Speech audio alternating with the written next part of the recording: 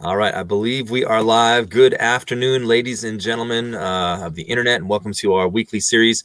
We're pleased to have with us today Kacey Evans. We tried this once before, but Kacey was a little under the weather in terms of speaking voice, It so was a we rescheduled. disaster.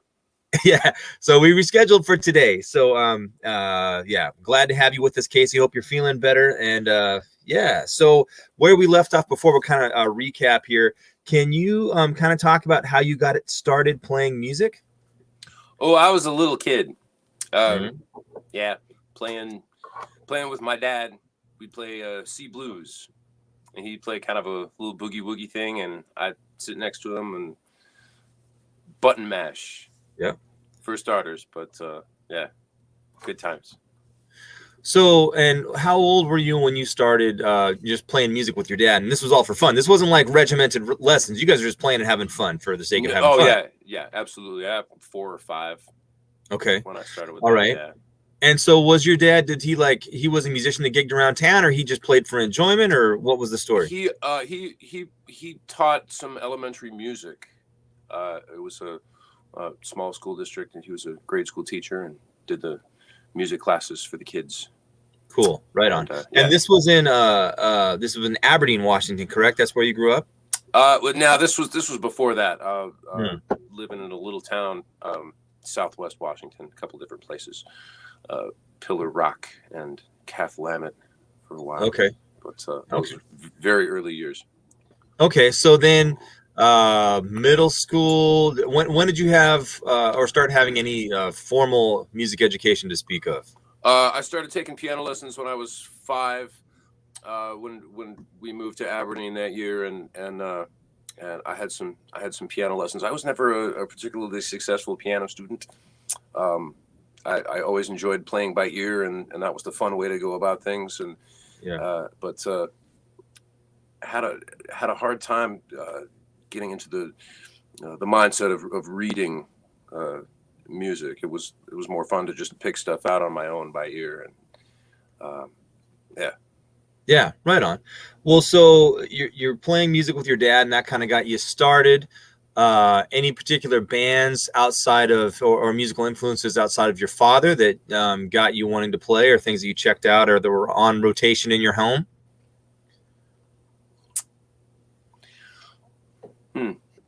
I remember certain albums playing when I was a kid, but there was a disconnect between that music and the stuff that I would play. Yeah.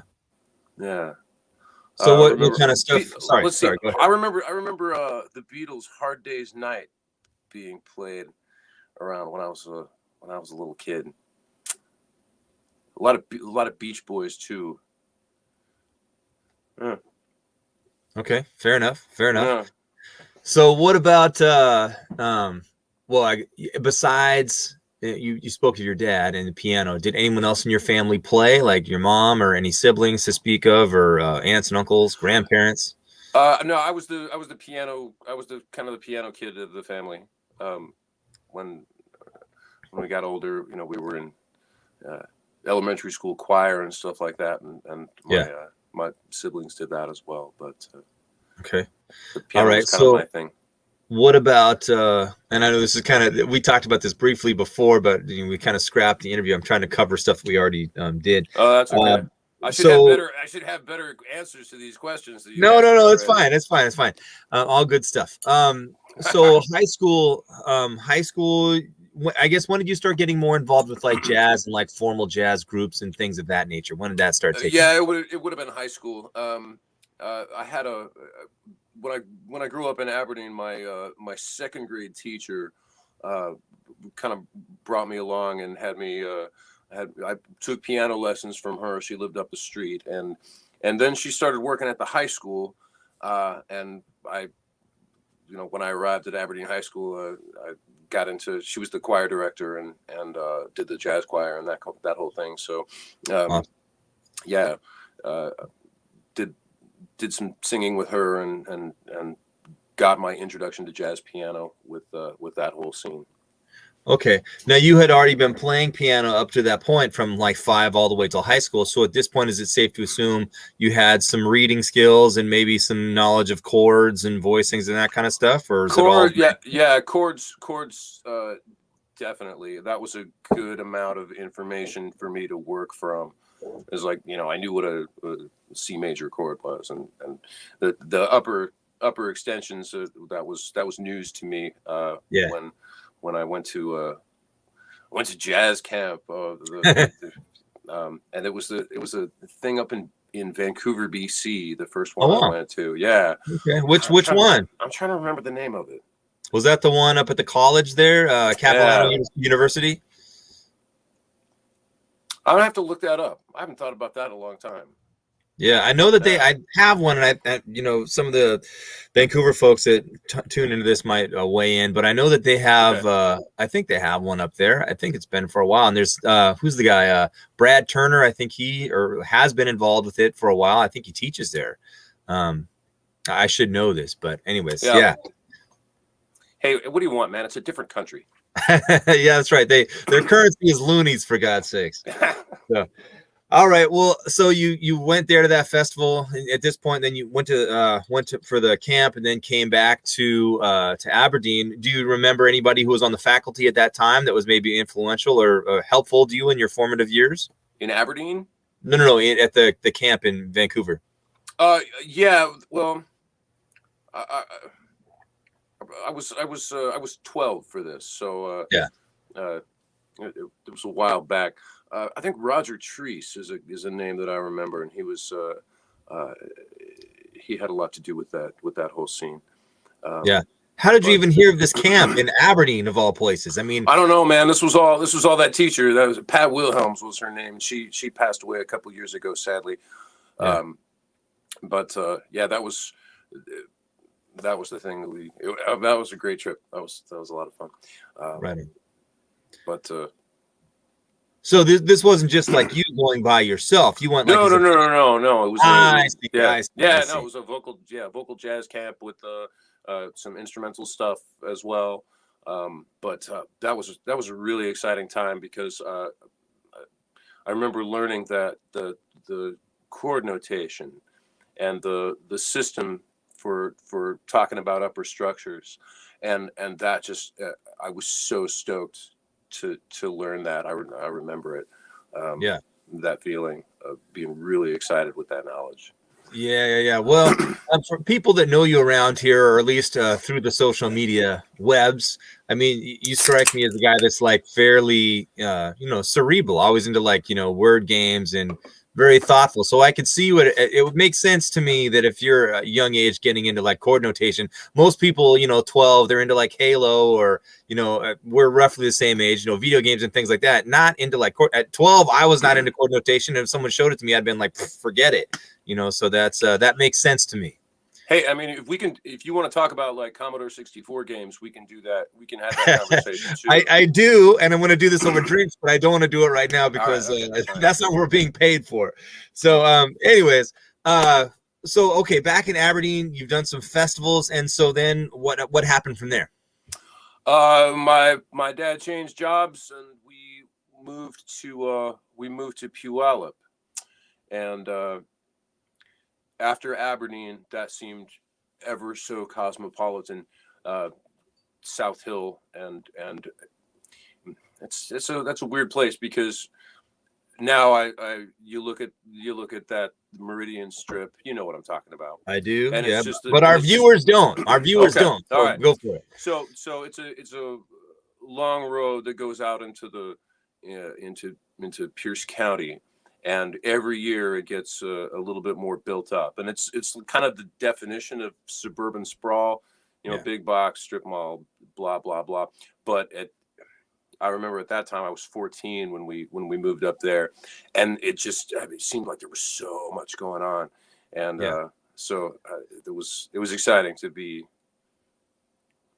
get out of Aberdeen. I mean, strip mall heaven. Strip mall heaven. Yeah. Right on. Well, now, so that area has had some strong music programs for a long time. So which group were you with when you were out there? Uh, for whatever reason, I wound up more in the choral music track. Yeah. I think that had a great deal to do with my piano sight reading skills. I wasn't coming with the classical repertoire. Yeah. And also in Aberdeen, I remember I was like the second best piano player, maybe third best. But anyway, there were guys in ahead of me in line, so I didn't really get the opportunity to get started down the jazz band track. Yeah. I got to do that stuff later, but Yes.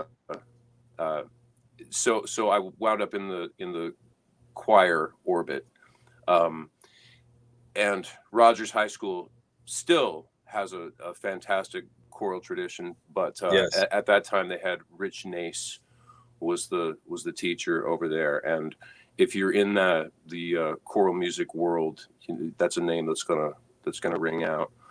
He's a heavy, deep cat, and I was amazed at the sound of that group my first day at Rogers. It was really something else. Definitely a college level program with some just fantastic talent, and voice teachers coming in, and it was really amazing.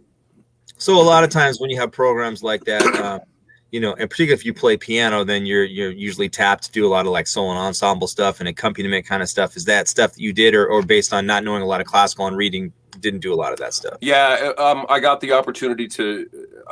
When I showed up at Rogers, I had a little more jazz in my back pocket than the people that were in that program. So I got to do more. I wound up playing for the jazz choir, and cool.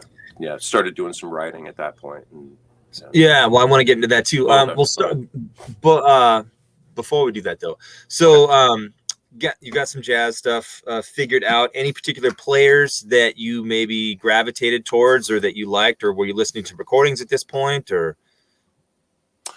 I remember being really interested in figuring out the lines, and so I was looking to horn players a lot in high school rather than a whole bunch of piano players. I mean, there were I was definitely interested in the Miles and Coltrane and that whole the cooking, working, steaming stuff, but I really wanted to figure out the linear playing thing. And so that was the big inspiration. Cool. All right. Well, also, I wanted to ask about the Puyallup area. Were there any, and I know going back prior to skipping around here, going back to Aberdeen, we mentioned Maria Wolf was around. Was she around when you were there at the time, or was that? Sorry. So what did you guys get a chance to do any playing out there together, or not really? She was a couple years older than me, and actually she still is. But yeah, she was the drummer. She was the go-to rhythm section at Aberdeen High School. So it was she and Jay Simons was the piano player.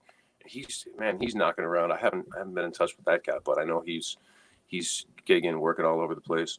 And a bass player, Todd Wellington. But they were a fantastic trio, man. And it was great to be around that. And I was totally jealous. I so wanted to be in that thing and do that. And I saw how much fun they had, and the interactions between the voices of the trio, and that stuck with me a lot. And that kind of making a thing as a group is still the motivating factor. And cool, right on. Is it a fair assumption that seeing that group in Aberdeen of all places helped push you to want to play more? Is that based on what you're saying now? Is that a fair assumption? Oh, sure. I mean, you see people doing a thing and doing it really well, and they're in your peer group, and yeah, absolutely, sure. Cool. Right on. All right. Well, let's go back now to Rogers and that time. Did you have any because I know there's players around. I mean, I didn't grow up in Puyallup, but I know that there's players from there. Were there any of your peers that you guys would get together and play and do stuff, or is it all just through choir and stuff through school at this point? Yeah, me and some of those guys, a couple of the band guys, but it was mostly the choir kids, and people that were in the jazz choir. We'd get together and play and make tunes. We were really into the Lambert, Hendricks, and Ross. That we cool. dug on all that stuff a lot. So I'd play piano and we'd work out the harmonies and I do that. Were you guys singing too, or just instrumental? No, singing. Yeah, there was a lot of that. I'm way less into that whole bag now. But at the time it was formative and it was fun. There was a bass player that was a huge influence on me. A guy named Dave Lenstrom. He was a bass player, and we definitely traveled in different circles. His attitude toward the jazz choir scene was similar to mine now, but a good bass player but just super influential. I mean, he's the guy that played Kind of Blue for me for the first time, and he sent me in a lot of different directions. He's a guy that I'm really sorry that I lost touch with.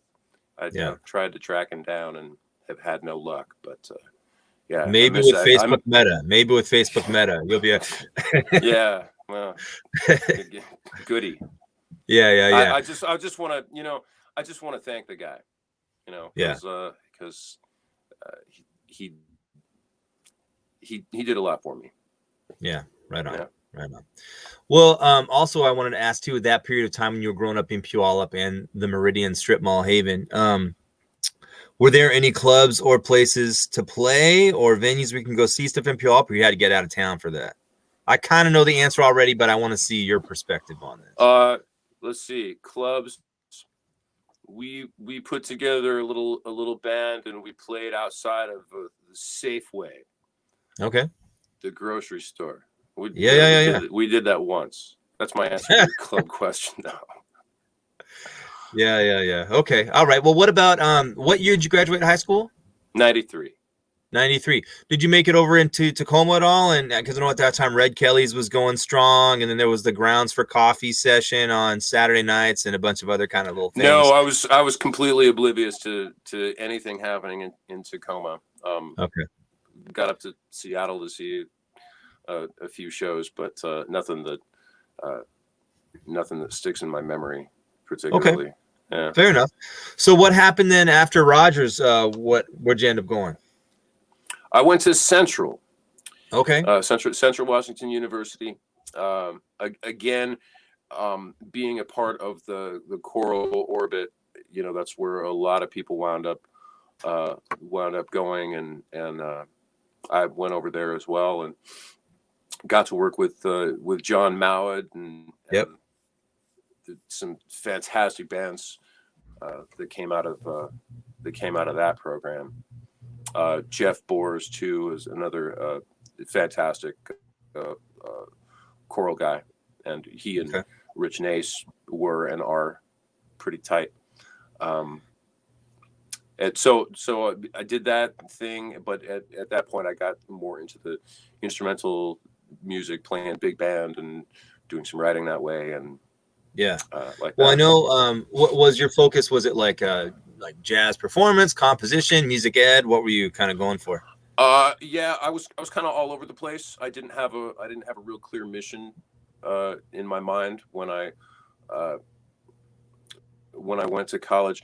I remember one of the big things I was excited about before I started high school was the notion that you could choose your classes when you went to high school. and so probably couldn't get away with this now, but when I went to high school, I somehow got out of taking PE. I had started high school level math early in junior high, and was totally on the calculus sort of track, but I bailed on it after algebra 2 and wound up taking, Spanish, French, and Japanese in high school. So, loved doing the foreign language thing, and a lot of music as well. So anyway, I was just like, yeah, I'm interested in this. I want to, check this out and check that out. And it was sort of the same when I went to college, which was edifying, but not conducive to completing the degree and getting the paper. Okay. So I was kind of leaned on by a new junior professor to take up a composition major. That would have been my sophomore year at Central. So I did that and worked with him on some different stuff and got exposed to, God, I don't know, Parch and Stockhausen and all those composers, kinds of things. But ask me a question, because I'll just ramble about this stuff. Oh no, the rambling is good. This is stuff. I mean, usually it's all right. Fun gig. What tunes do you want to play? All right, here's the money. See you later. That's the conversations. You know. Really okay. So. All right. Well, okay. So Central, for those that don't know, many people that watch this probably do, but they've had a long-standing tradition of a great program out there. To this day, they still do, and a lot of wonderful musicians and educators come out of that program. So who was kind of around at that time that you got to hang out with and play, and your sphere of influence? Buddies, great trumpet player named Jay Ralston. Still love the guy. He lives out in Walla Walla now, but fantastic. Is he playing player. Still? I haven't seen him in years. Is he still playing? Yeah. Good. Yeah. I'm happy to hear that. Yeah. There was a tenor player, fantastic guy. Should have been at Berkeley, but wound up going to Central for reasons that still remain murky to me.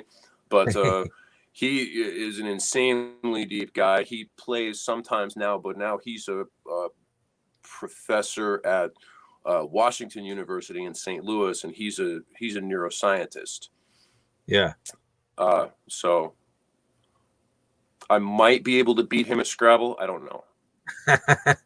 That's impressive. That's impressive. Yeah. Well, what's his name? Jason Hassenstab. Okay.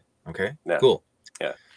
Anybody else recall those guys? But the music that those guys turned me on to still sticks with me. And I'm sure that's true. You get turned on to something at that age, and it'll stick with you. And everybody's got stuff like that, and you get the pop songs that mean something to you. That you heard that stuff when you were 11 or 12, right? And you still know, and you look back on it and say, this is terrible or dumb or whatever, but it sticks with you. Not to equate that with this, but a lot of that music that I got into, at that time, still hands down favorite stuff. Paul Hindemith, Mathis der Mahler Symphony, and the Nobilissima Visione. Love that guy. Cool. Not all of it. Yeah, sometimes it's just fourths for fourth's sake, but that contrapuntal thing. Yeah. It was a huge influence. Right on. All right. Well, so after you finished up your degree at Central, then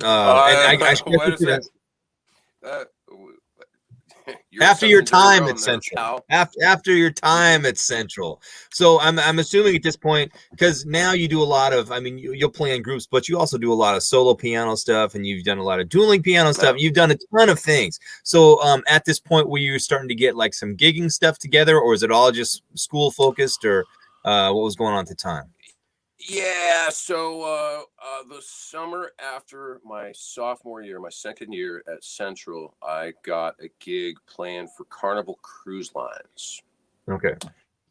Yeah, and Mm-hmm. ostensibly I was going to do that for the summer, and wound up doing it for 4 years. Okay. Yeah, because because it was more fun. And money is nice. Money is And nice. such as it was, although, well, I mean, for me at that time, yeah, it was $350 a week. Mm. Yeah, but you know, that was. But for people that don't, musicians know about this, but the general public, the status quo might not. Usually, like when you're doing those boat things, you have like your pay, but then like living expenses and food is comped, right? Isn't that part of the deal when you're doing those types of things? Yes. You don't have to pay for your little tiny baby cabin that you share with 8 people. And you also don't, well, no, it was that setup was 2 to a room. Okay, all right. Yeah, but yeah, food was covered. So yeah, it was possible to sock away some dough, and save up when one put one's mind to it. Yeah. What a lot of times I hear people that have done those the cruise types of things, it's like you have some downtime. I mean, you could, I suppose, if you made use of your time, write and practice, or is that kind of like, nah, you don't want to do that? Oh yeah, definitely. A lot of practicing, got more into the writing thing, and at that point on those boats, it was sort of the holdover from the music model of the 70s and 80s, because I mean, it was 1995, so we had the band configuration was 3 trumpets, 1 trombone, 4 saxes, keys, bass, and drums, and playing a lot of Neil Hefti and stuff like that. For we'd play a dance set, which was not particularly well attended, but it was, but you could sort of see the writing on the wall. But as a budding arranger composer, it was real easy to, you write a chart out and bring it to the band at the rehearsal and say, hey guys, would you play this? Or bring it to the band leader. Could I get a read on this? And I worked with some great guys that would give me the opportunity. And the third year I was doing the cruise ships, I got the band leader chair, and so that made it easier. I didn't have to ask anybody. Hey guys, we're going to read this. Well, I'm assuming that the pay would be better too, right? If you got the responsibility of running the band, right? It's a little bit. Yeah, it was a little better. Right on. Yeah. So then, doing this stuff for Carnival, I know you also, just from other musicians and just talking, that you also did the one down in was it on the Columbia River? Is it Queen of the West? Did you play that one too? A couple times. It was mostly the Empress of the North. Okay. Yeah, that was later though. Okay. What happened between the Carnival Cruise Lines and later? I moved to Las Vegas. Okay. I lived there for a couple of years, and wound up hooking up with a couple of different singers. But they needed charts for their band, so I was playing with a guy named Vargas. He was a kick in the pants, and learned a lot about showbiz from just watching the way that he comported himself. But that was a fun band. That was a 3 horns, 3 rhythm kind of situation, and so and he paid me to do his arrangements and like that. So that was a good situation. Yeah, it's funny. It's funny to me that I'm glad to do that, because a lot of times people say, "Oh, we want horn players in. Can you do charts for us?" It's like they just expect it for free. It's like, where do you think these charts are coming from, and where's the time to write the charts coming from?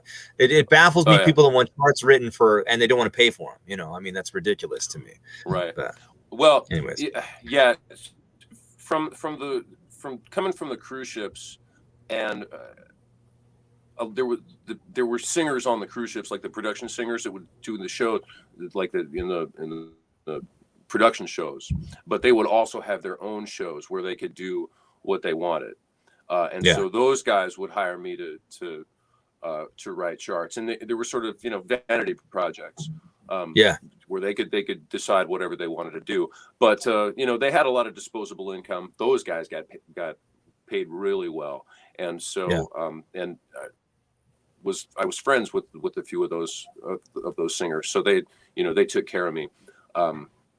So I kind of got used. I offered to do. I remember the first time I wrote a lead sheet out for this singer, and I said, you know, what? Give me $20. I don't know. And she's like, no, I'm going to give you $200 for this. I was like, yeah, okay, all right, cool. And you know, and thus was born a mercenary. Yeah, I have no idea what you're talking about. Yeah. Well, yeah, and I'm not saying that it's the best attitude to have, and especially, well, in Vegas, yeah, you know, you kind of have to operate that way. Yeah. But you know, when I left there and came back up here, that's not the vibe up here. And I made some in the first couple years I was up here. I made some mistakes in how I dealt with people, and I think I missed some opportunities just because of I approached things with that sort of attitude, which was necessary and beneficial in the environments in which I'd come up, but not good, not a good way to do business up here. So definitely, fair enough. Yeah. Well, so now you do a ton. I mean, as long as I've known you, you've always done a ton of solo piano work, including like the dueling piano thing and singing and all that kind of stuff. So when did you start doing that, like monetarily for gigs and things? When did you make that decision to do solo work?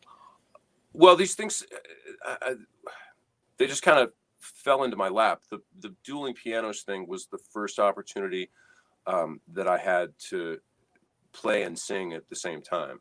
That wasn't a skill that I'd worked up to that point. I got a gig backing up a singer in a bar for 4 months in Dubai. Yeah. So I went out there. This was 06. Is that right? Yeah. Summer of 2006. And when I came back, you know, I was keeping a blog, and a guy said, hey, you know, when you come back, you got to check out this piano bar. I can't believe this scene exists. So I got in touch with the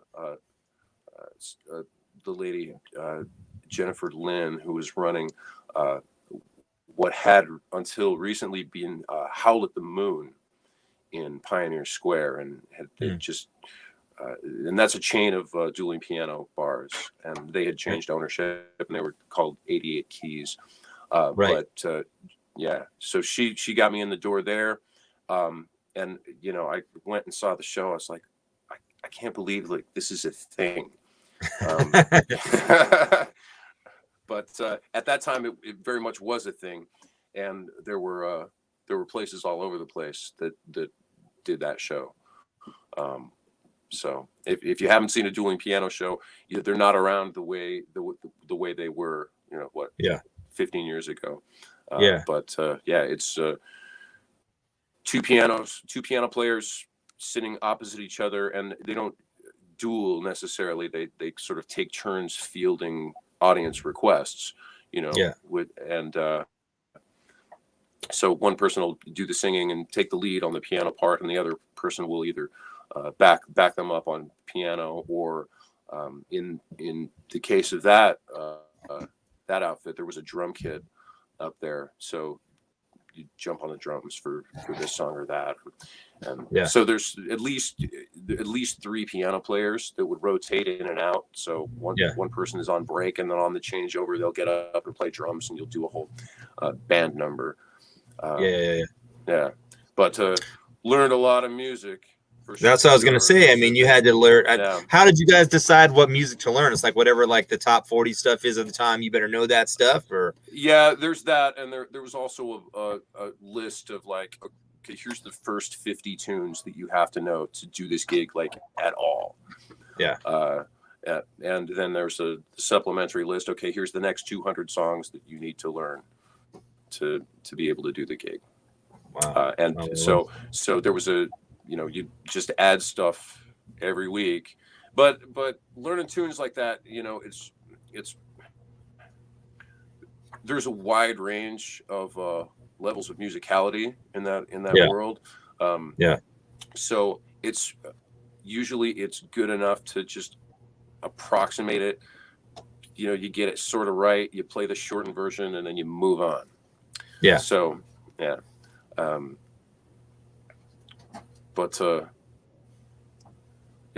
interesting work for sure. So it exhausts me to even think about doing that now. Yeah, well, if you have to learn all that, if you've got to be sick, if you're sick and you miss, I mean, you can't just like call. You have to have someone who can actually do the job. That's got to be kind of dicey. Yeah.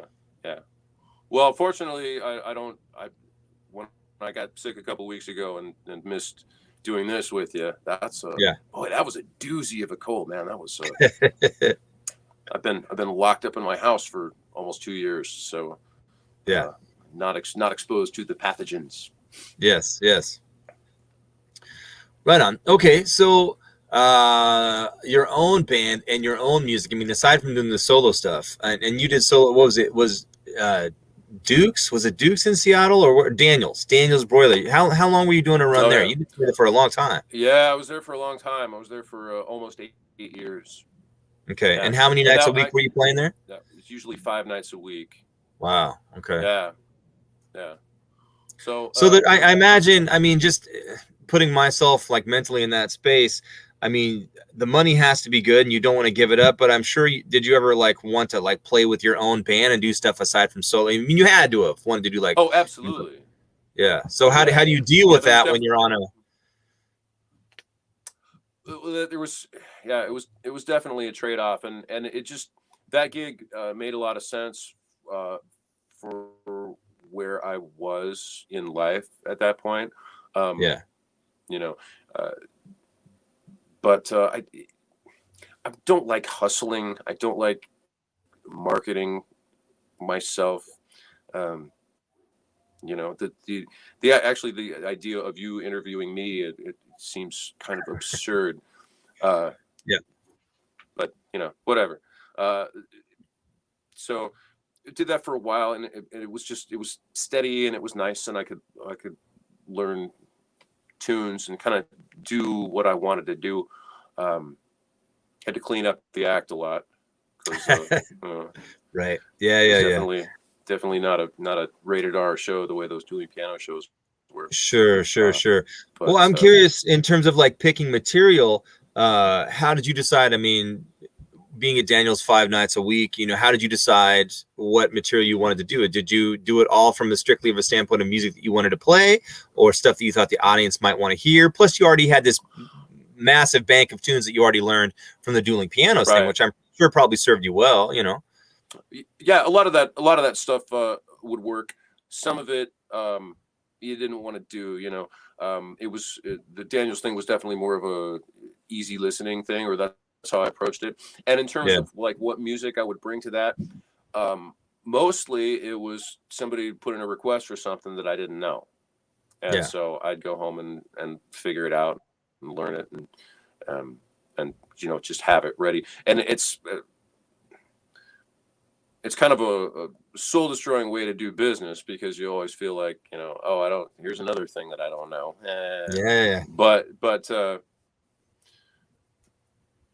more and more you're able to cover those tunes that people ask for. So that was cool. But still some of my favorite things to play are tunes that would not have been on my radar at all. Had some random not come up and said, "Hey, play Wichita Lineman."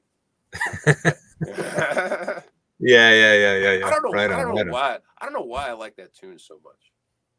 Yeah. Mm-hmm. That's a cool tune, though. Weird phrases. I mean, weird phrase lengths. So those will go a long way with me. Because what is it? Like 3 bars and 4 bars, something like that. The only one I know of is the Freddie Hubbard version that I've heard. I don't know if you've checked, that one. So yeah. Anyways, That's nice. Okay, so after Daniels, what's going on? You're not at Daniels any longer, right? No. Was COVID the end of Daniels, or did Daniels end prior to that? No, that was COVID was the end.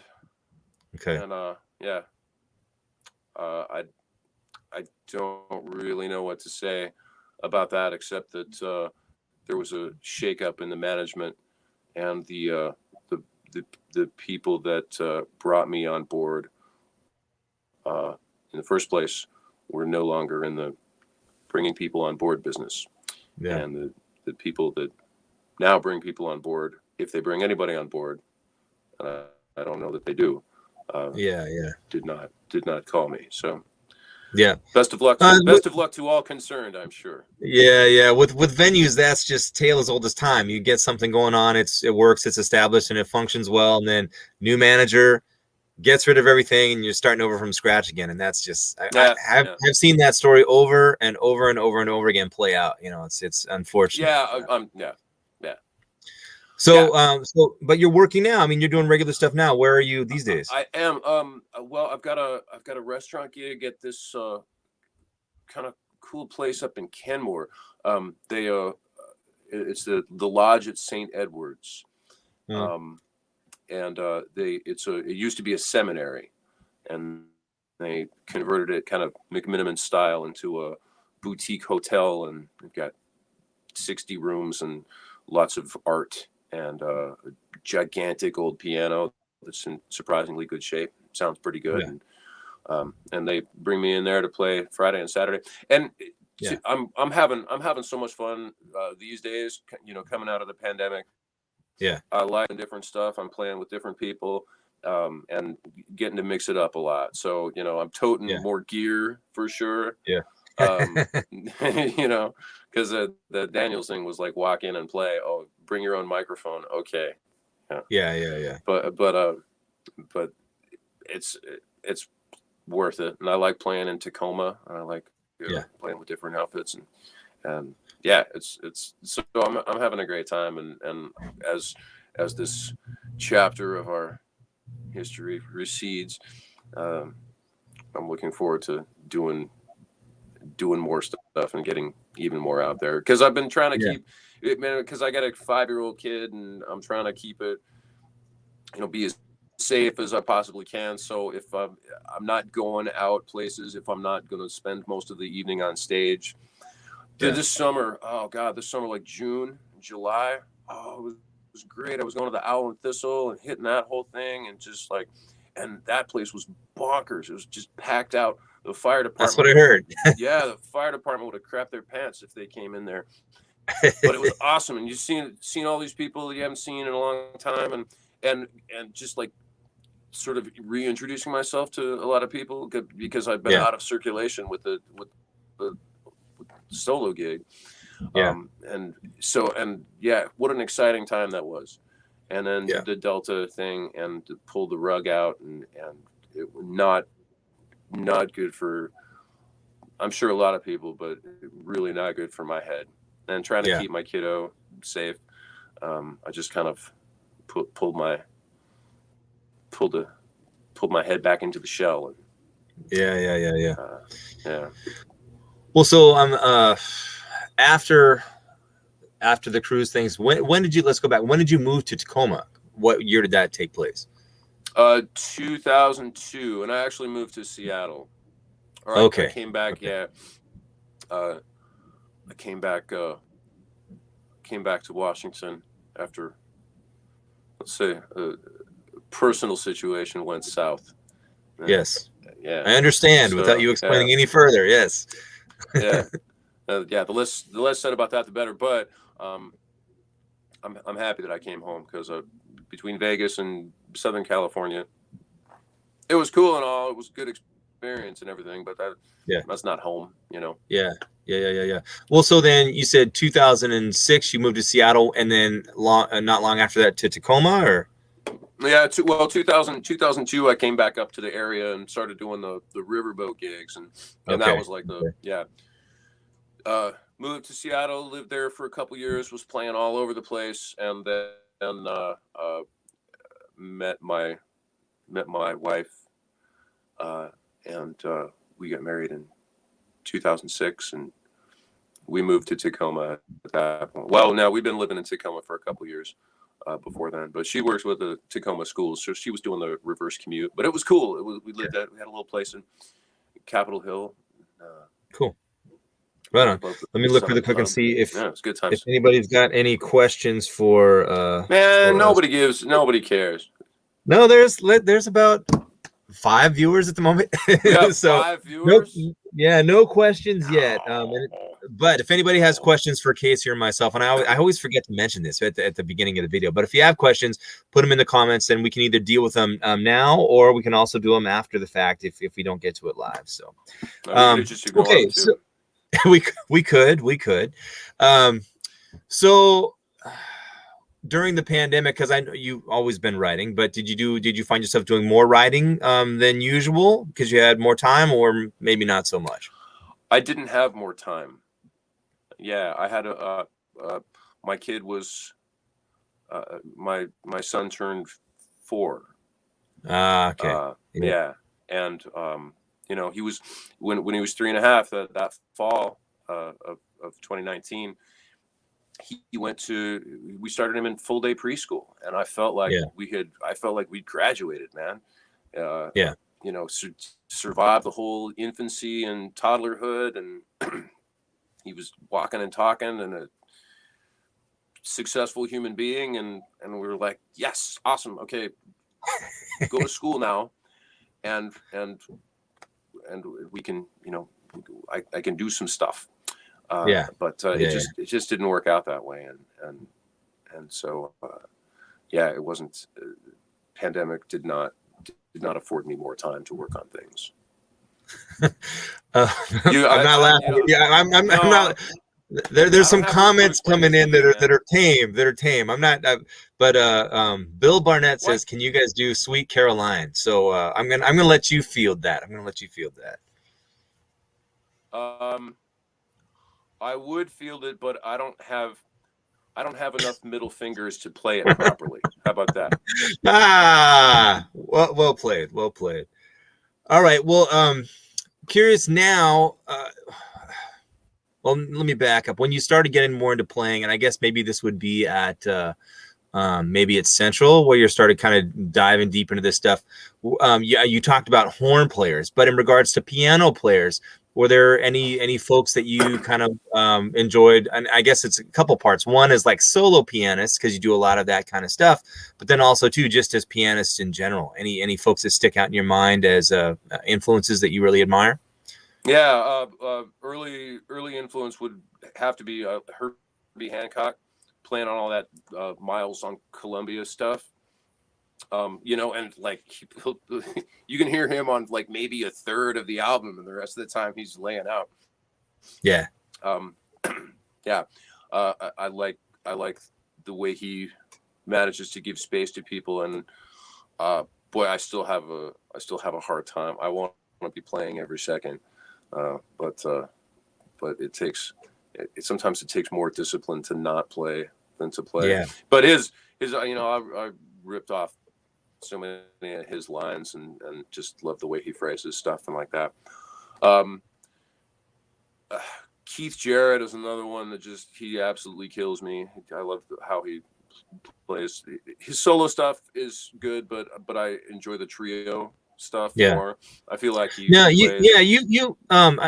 talked about this at the last time that we had to like get rid of, but you kind of went in a little bit in depth about him and how he plays with his trio. Can you maybe do that again if it's not too much trouble? Well, it seems like that approach. I just enjoy the way he'll set up the tune. I'm thinking of he does these extended intros on things where he'll just kind of address the tune and before the band comes in for the head. But see what's a great setup. The way they do Solar on Deer Head Inn, I like that one a lot. The Autumn Leaves intro that he does on that Blue Note multi-disc thing. Anyway, I know the one you're talking about. I know the one you're talking about. One of my favorites that I could never get enough of is, and you probably are aware of it. It's the one with "It Could Happen to You," where he does that extended intro and then comes into time. And I think it's I should know the name of this album, and I can't. It's escaped me at the minute. But yeah. Anyways, I know exactly what you're talking about. It's all cool stuff. Yeah, he'll go.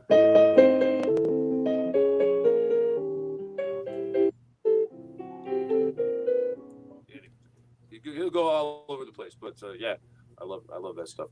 Right on. Other piano players.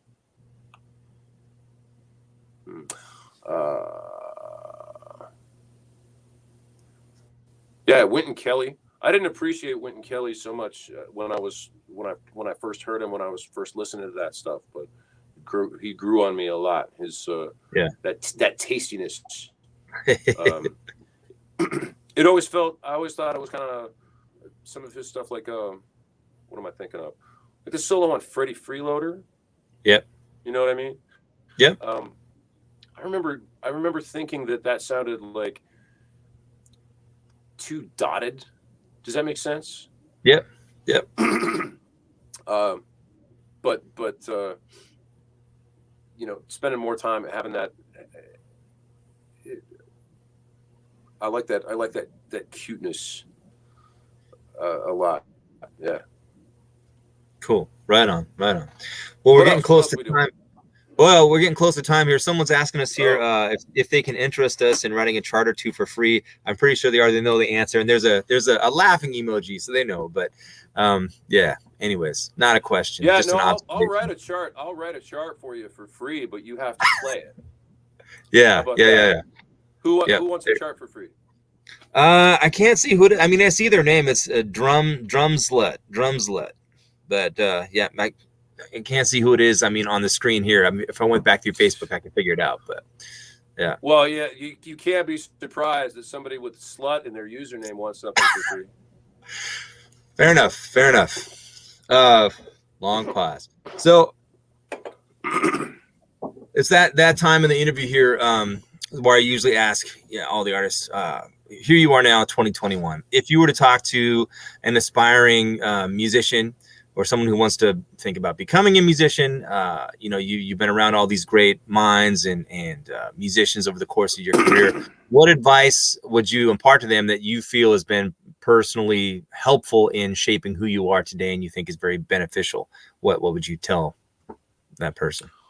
I would be more inclined to give advice based on my own mistakes that I've made or misgivings about my approach to my career. I would be more inclined to give advice like and that advice I think would go something like this. You have to go make your own thing. Nobody's going to come give you your break. You have to create it. And that's one of the things I admire about you, Kareem, is that that you've gone out and created your own market and really taken the bull by the horns like that. But that's what I would say is that nobody's going to give you anything. You have to make it yourself. You have to go get it. Yeah, I couldn't agree with you. 100%, a total agreement. And that's like we could talk about that for years. But yeah, I think it's the same as you have to approach it like a business, like anything else. And that means, you're playing, you're writing, your reputation, how you treat people, all of that. And then you have to do all the marketing and the promoting and the advertising and all that kind of stuff, whether we're talking about teaching or performing or whatever it might be. You kind of have to deal with it that way. Anyways, it's another comment.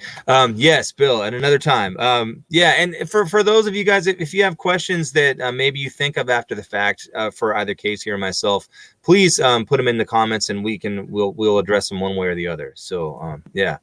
Anyways, well, Kacey, I got to get running here, but thank you so much for making the time for doing this now, and getting it done. And any projects or things coming up that you'd like people to know about, and also if people are trying to get in touch with you for hiring you for gigs or things like that, where can they go to reach you? Yeah, you can find me on Facebook. Facebook is evil. Quit Facebook. Like me on Facebook. Kacey Evans Music. I have a website that I neglect, but messages that go through there drop directly in my email box. So kaceyevans.com. It's KACEYEVANS, and that's where you can find me. As far as upcoming projects are concerned, I'm gonna keep doing what I'm doing. Kiddo's got his vaccine appointment for Thursday, so that puts him safe to be more out in the world mid-December. So I'm gonna keep my head down through there. We're gonna have a great holiday season, and then what I'm looking forward to. I've done this the last couple of years. I'm gonna do it again. It's called the January Challenge. Ah, man, I'm so glad you mentioned that, because I wanted to ask you about that. Will you talk about that, please? Okay, yeah. So it started as it started with this electronic artist, goes by True Cuckoo on Instagram, and basically the idea is you put out some kind of piece of music every single day for the month of January. I can't even say so people put all kinds of levels of effort into it. Sometimes you just take a picture of yourself playing a tune. Some people will actually record and create a whole new song every day. I wanted to learn more about video production, so I really took that on last year, and I'm gonna keep working at that again. But it's really wonderful. It's really super supportive. You can find a lot of community there, and I've found it immensely satisfying. It doesn't have to be good. It doesn't have to be finished. It doesn't have to be the best thing ever. It just has to come out every single day. And you put out a ton of content last year. And is it still online that people can find the stuff you did? It's still on my Instagram, Kacey.Evans, on Instagram, and I don't do a whole bunch on that platform apart from the January thing, but I'll definitely be back. And also I've been involved with there's a podcaster, high school teacher, electronic music producer named Brian Funk, who operates out of Boston, but he has a music production podcast and boy, man, what a positive cat. He is a great guy, and his if you're interested in electronic music production at all, particularly with regards to Ableton Live, which is my platform of choice. He's definitely worth checking out, but he has a little Discord for January, and I found that community to be really super supportive for that undertaking. So cool. I'm looking forward to doing that, and I would invite any other musicians who are interested in taking that on. I'd love to see what you do. So hashtag January 2022 on Instagram. I'll look for you. Right on. Speaking of taking things on, if anyone fancies themselves as expert wordsmiths, I challenge you to take on Kacey with Words with Friends, because he is ridiculously talented and cutthroat. Speaking of mercenaries, so just throwing that out there. That's not mercenary. That's just brutality. Fair enough. Well, Kacey, I also call you Tracy. Thank you so much for your time. It's been a pleasure. I know. Sorry. Aside from the stuff we mentioned, you said every Friday and Saturday. And can you mention the place one more time where you're performing every Friday and Saturday? It's the Lodge at St. Edward's State Park in Canmore. Cool. Right on. Yeah. Right on. Awesome. Well, thank you so much. Love to the family, and thank you to all of our viewers for watching. We appreciate it. And if you find value in these interviews and concerts and things that we do every single week, feel free to make a donation either via Venmo or PayPal or mailing a check. And I think our next guest, we're doing a performance this coming Sunday. And then our next guest is going to be Milo Peterson, and that's going to be at the Museum of Glass on the 3rd. Yeah, that guy. They'll be on the 3rd Sunday of this month, and that all of the live streams are free in all ages. I think you have to pay museum admission to get in to do that in person, but the live streams are free. But anyways, thank you so much for joining us, Kacey, and thank you to our viewers, and we'll see you out and about. Take care. Thank you. Love you.